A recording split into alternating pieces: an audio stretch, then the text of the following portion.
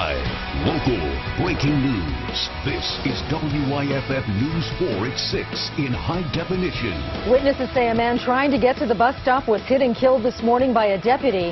Highway Patrol says there was a second wreck involving 2 more vehicles. The wreck was on Augusta Road near Interstate 85 in Greenville County. The coroner says 65-year-old Johnny Crouch was killed. WYFF News 4's Mike McCormick talked to a witness at the scene during the investigation. I was in the house. I didn't hear it. And I woke up, I seen some lights. Hetty Lattimore lives near the scene of the accident. And when I come to the door, I seen a police car there, and there was a body on the side of it. And that was all I seen. The Highway Patrol says at 5:35 Thursday morning, a Greenville County deputy hit a man who was in the road. Then 2 other vehicles wrecked. Law enforcement officials swarmed the scene. Investigators shut down Augusta Road, backing up traffic. I think that they need a red light because it's dangerous. People go to the bus stop to go to work. Lattimore says a lot of people have to cross this section of Augusta Road at their own risk because there's no light. The trees are right there on the corner. You can't hardly see.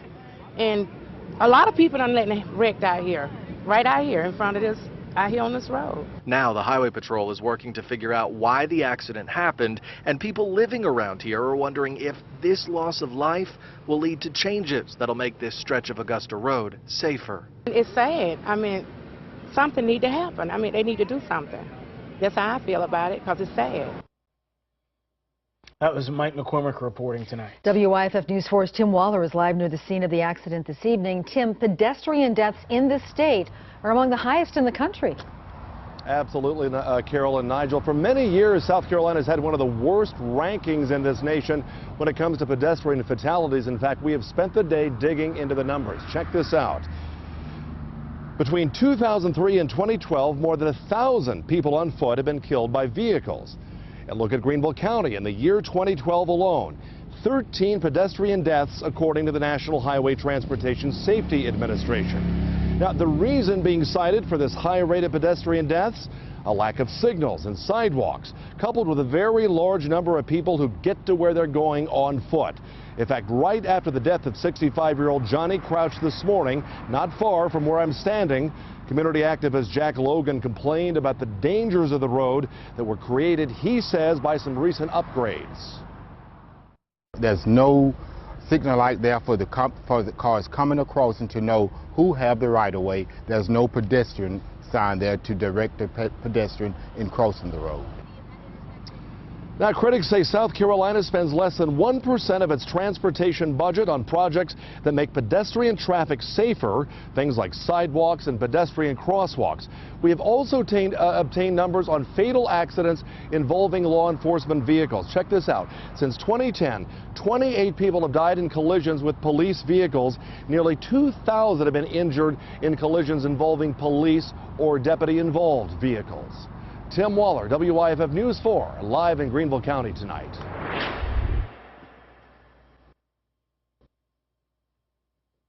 I am going to deny bond. An 84-year-old retirement home resident in Clinton is now facing attempted murder charges. Late this afternoon, a magistrate judge denied bond for Alton Payton. The elderly man's relatives told the judge Payton suffers from dementia and asked that he receive psychiatric care.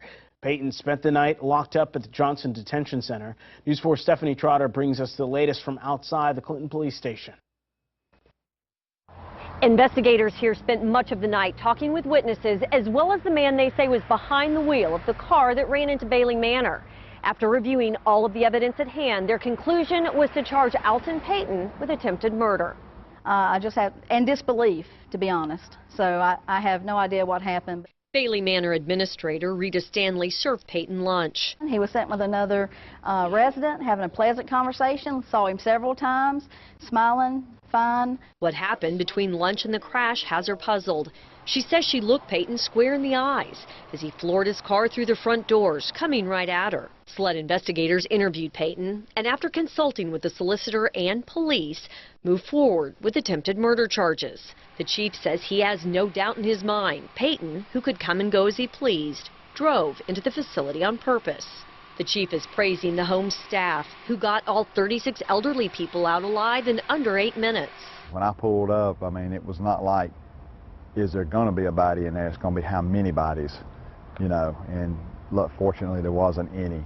The chief here asked to have Payton on suicide watch while he's behind bars. As for Payton's fellow residents at the retirement home, the administrator said it will be 2 to 3 months before they can move back in. In Clinton, Stephanie Trotter, WYFF News 4. A judge in today's bond hearing set another hearing for Payton in circuit court for October 3rd. All new tonight at 6, federal investigators tell us they're offering a reward for the arrest and conviction in a gun theft incident. The ATF and the NSSF are putting up $5,000 for a total of $10,000. The agencies released these pictures. The robbery happened back on July 27th at South Carolina Gun Company in Greer. Officials say the suspect stole 18 firearms. If you know anything about this crime, you're asked to call Crime Stoppers at 23 Crime. New information now on a break-in where a homeowner and the burglar were shot. An arrest was made in the case. The shooting happened on Tuesday morning at a home on Blue Ridge Avenue in Belton. Investigators say Hyvaro Dixon broke into a man's home, got into a fight with the homeowner, and both men ended up being shot. Deputies tell us they arrested Danielle Lawrence, who they say drove Dixon away from the crime scene and helped dispose of evidence. She is charged with accessory after the fact.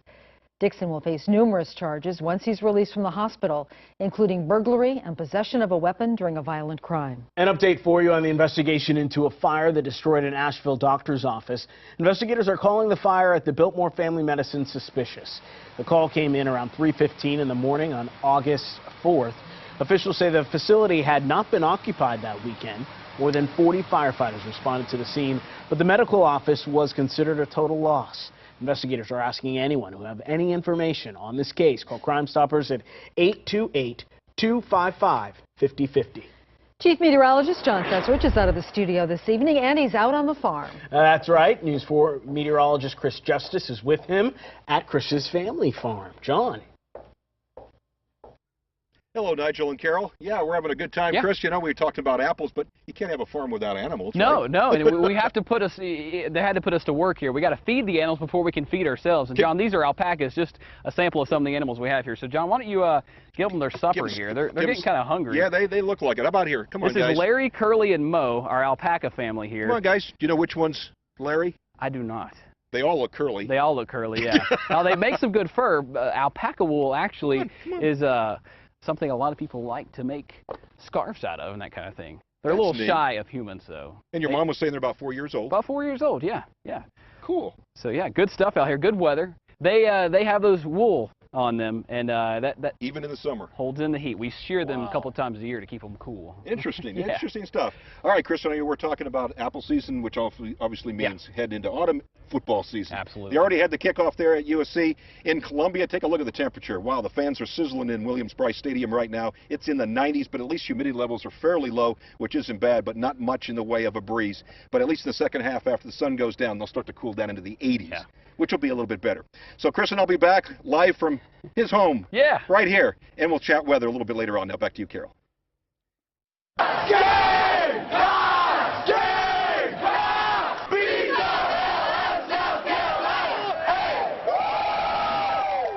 Well, the game is already underway, it appears. South Carolina Gamecocks versus Texas A&M. Last night at midnight, the Aggies held yell practice at the State House. Of course, South Carolina yelled right back.